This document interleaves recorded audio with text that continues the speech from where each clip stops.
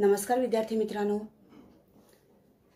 मित्रांनो, कोविड-19च्या या सद्यस्थितीत आपल्या शाळा बंद असल्या तरी आपले शिक्षण चालूच आहे आणि त्याच अनुषंगाने बृहन्मुंबई महानगरपालिका शिक्षण विभाग व्हर्च्युअल ट्रेनिंग सेंटरच्या माध्यमातून व्हिडिओ थ्रू आपण आज भेटणार आहोत। मी नीलिमा कदम, आपली व्हर्च्युअल शिक्षिका। आजचा विषय आपण बघणार आहोत maths standard 8 parallel lines and transversal, समांतर रेषा व छेदिका। What do you mean by parallel lines? समांतर रेषा म्हणजे काय? The lines in the same plane which do not intersect each other are called parallel lines. In this plane we can see line L and M. They are lines because there are arrows at both the ends of it. These are the arrows, and if we extend these lines they cannot meet each other or they cannot intersect each other, and therefore they are known as parallel lines. For example, dear friends, see, this is a line. These are three lines, and if we extend these lines, the three lines never intersect each other. So these are called parallel lines. The lines in the same plane which do not intersect each other are called parallel lines. In daily life, we can see the examples of parallel lines. This is the banana leaf, railway track, lines of these electricity wire, etc. Now this is a line M.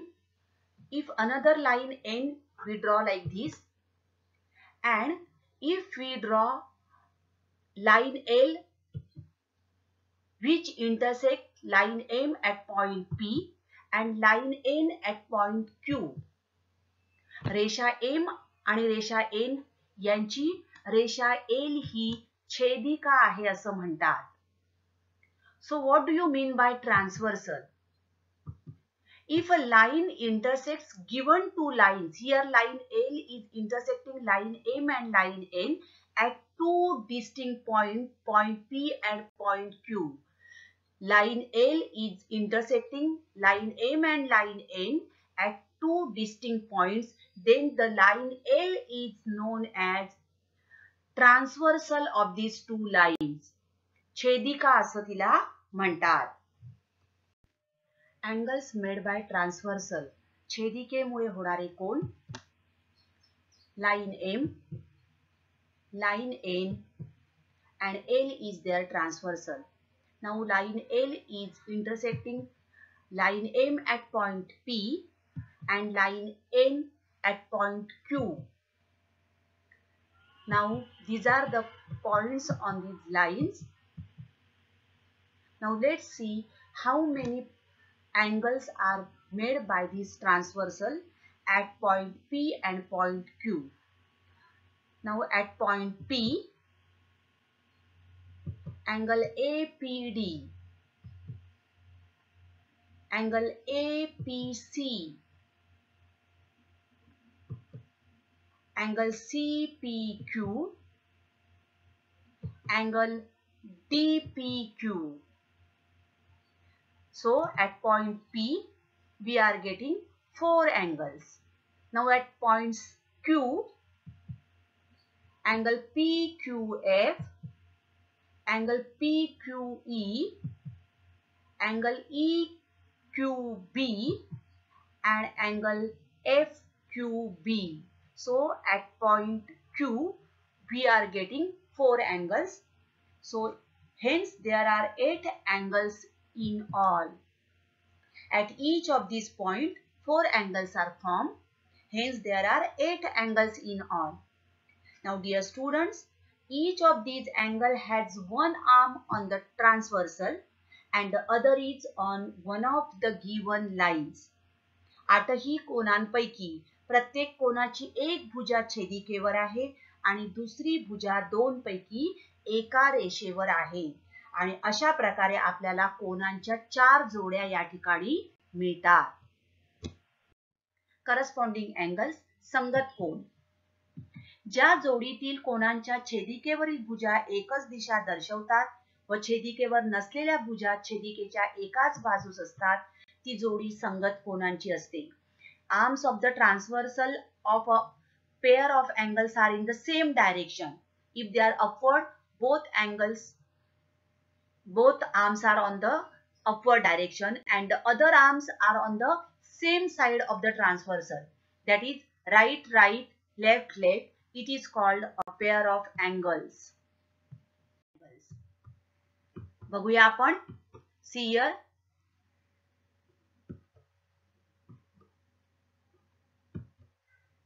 छेदिकेवरच्या भुजा एकाच दिशेने आणि छेदिकेवर नसलेल्या भुजा एकाच बाजूला. या ठिकाणी बघा छेदिकेवरील भुजा arms on the transversal in the same direction and arms on the line same side of the transversal. Next, same direction, that is downwards, same side, right side. Fourth one, downwards, and arms on the lines are in the left direction. So these are pair of corresponding angles. Interior angles, antarkon, a pair of angles which are on the same side of the transversal and inside the given lines is called a pair of interior angles. Line M, line N, L is their transversal and these are the intersecting points and points on the line. Now, pair of angles which are on the same side of the transversal. दिलेले जोडीतील कोन दिलेल्या रेषांच्या आतील बाजूस, inner side, inside the given lines, and this pair is called a pair of interior angles. So, angle DPQ and angle PQF. Next, angle CPQ and angle PQE. Inside the given lines and on the same side of the transversal, these are called pair of interior angles. Alternate angles, व्युत्क्रम कोन. Line M, line N, L is their transversal and these are the points on the lines. ज्या जोडीतील कोन छेदिकेच्या विरुद्ध बाजूस असतात आणि छेदिकेवर असलेल्या भुजा विरुद्ध दिशा दर्शवतात ती जोडी व्युत्क्रम कोनांची जोडी असते. Pair of angles which are on the opposite sides of the transversal. See, this is angle CPQ and another angle is on the opposite side of this transversal, that is angle PQF. Here, dear children, you can see Z. We can see here Z. So if this is Z is there, so these are the pair of alternate angles. Next we see this is angle DPQ and another angle, angle PQE. Again Z. छेदिके ज्या जोडीतील कोन छेदिकेच्या विरुद्ध बाजूस आहेत बघा, opposite side of the transversal, and छेदिकेवर असलेल्या भुजा विरुद्ध दिशा असतील तर ती जोडी व्युत्क्रम कोनांची जोडी असते. आंतरव्युत्क्रम कोन, angles at the inner side of lines.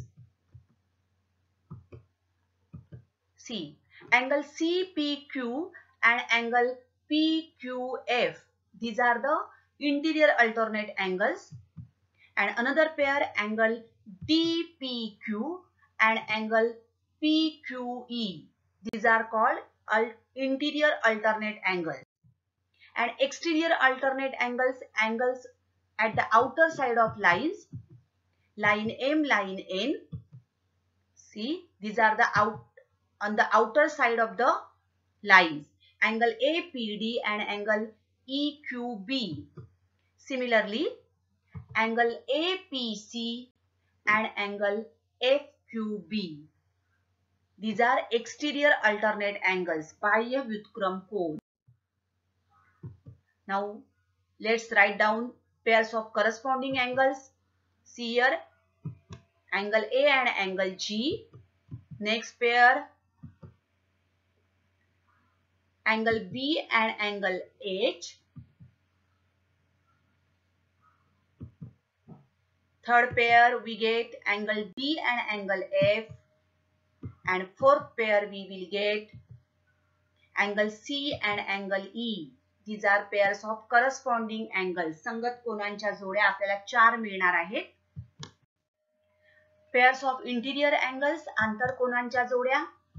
First pair on one side of the transversal and inner side of the lines, that is angle B and angle G. Next pair, angle C and angle F. These are the pairs of interior angles. Pairs of interior alternate angles. See here, Z we will get. So angle B and angle F. Next pair, angle C and angle G in yellow color. Pairs of exterior alternate angles. बाह्य व्युत्क्रम कोनांच्या जोड्या. Angle A and angle E. Angle A and angle E. Exterior alternate angles. Next, angle D and angle H.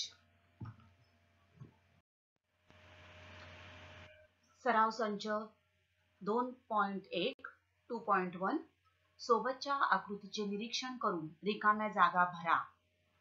संगत कोनांच्या जोड्या आपल्याला लिहायला सांगितलेल्या आहेत. या आकृतीमध्ये आपल्याला बघा 2 रेषा दिलेल्या आहेत. या ठिकाणी ही एक रेषा आहे. समजा आपण या रेषेला नाव देऊया L. ही रेषा आहे M आणि N ही रेषा या 2 रेषांची छेदिका आहे. बरोबर. आता N ही रेषा या ठिकाणी L रेषेला या बिंदूत छेदते. या ठिकाणी 4 कोन दिसत आहेत आपल्याला. तसंच M रेषेला या बिंदूत छेदते. या ठिकाणी पण आपल्याला 4 कोन तयार झालेले दिसून येत आहेत. आता या आकृतीमध्ये आपल्याला संगत कोनांच्या जोड्या लिहायच्या आहेत. Corresponding angles. पहिलं दिलेलं आहे आपल्याला अँगल P. हा तुम्हाला कोन दिसतोय बघा, अँगल P. मी तुम्हाला दाखवते आणि हा कोन P आहे, अँगल P. आता याचा संगत कोन. आपण संगत कोन बघितले. संगत कोन म्हणजे काय, तर ज्या जोडीतील कोनांच्या छेदिकेवरील भुजा एकच दिशा, म्हणजेच ही छेदिका आहे तर याच दिशेने वरच्या दिशेने गेले पाहिजेत. आणि छेदिकेवर नसलेल्या भुजा म्हणजे ही जी भुजा आहे ती छेदिकेच्या एकाच बाजूला पाहिजे. म्हणजेच हा कोन P आणि याचा संगत कोन कुठला येईल बरं, तर कोन W. मग आपलं उत्तर आलं कोन P व कोन, बघा कोन P आणि हा कोन मी दाखवला दॅट कोन W. ओके. पुढचा आपण बघूया कोन Q. आता कोन Q हा मग तुम्हाला दिसतोय बघा, हा पिवळ्या रंगाने मी दाखवलेला आहे कोन Q. पुन्हा आता छेदिकेवरील भुजा एकच दिशा म्हणजेच वरच्या बाजूने गेल्या पाहिजेत आणि छेदिकेवर नसलेल्या भुजा एकाच बाजूला म्हणजे उजव्या बाजूला पाहिजेत. मग कोणता बरं कोन येईल, बघा कोन X. म्हणजे कोन Q व कोन X ही संगत कोनाची दुसरी जोडी. तिसरा आता बघूया कोन R. मी दुसरा रंग घेते या ठिकाणी. कोन R हा कोन आहे बघा आपला कोन R. बरोबर. या ठिकाणी लाल रंगाने मी दाखवलंय कोन R. आता पुन्हा छेदिकेच्या खालच्या बाजूला बाणाने दिसतंय म्हणजेच या ठिकाणचा कोन पण खालच्या बाजूला पाहिजे आणि छेदिकेवर नसलेल्या भुजा उजव्या बाजूला. म्हणजेच बघा कोणता आला, कोन Y. म्हणजे कोन R व कोन Y ही संगत कोनाची तिसरी जोडी.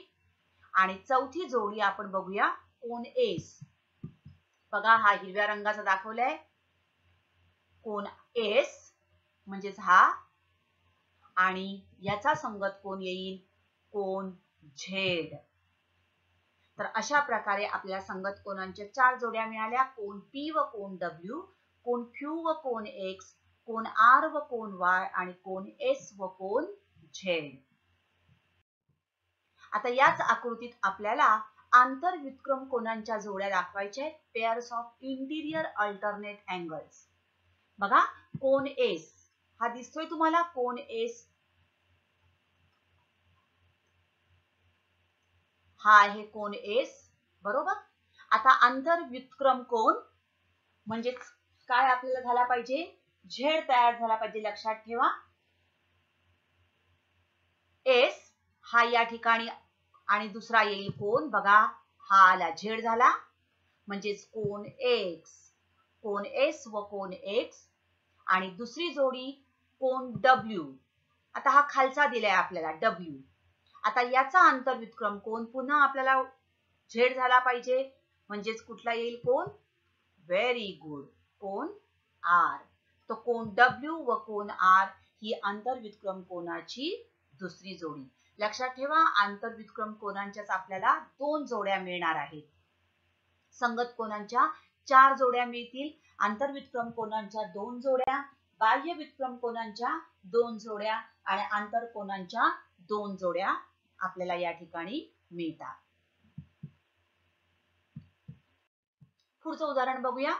खालील आकृतीचे निरीक्षण करून खालील जोड्या दर्शविणारे कोन लिहा. आता या आकृतीमध्ये आपल्याला आंतरव्युत्क्रम कोन दाखवायचे.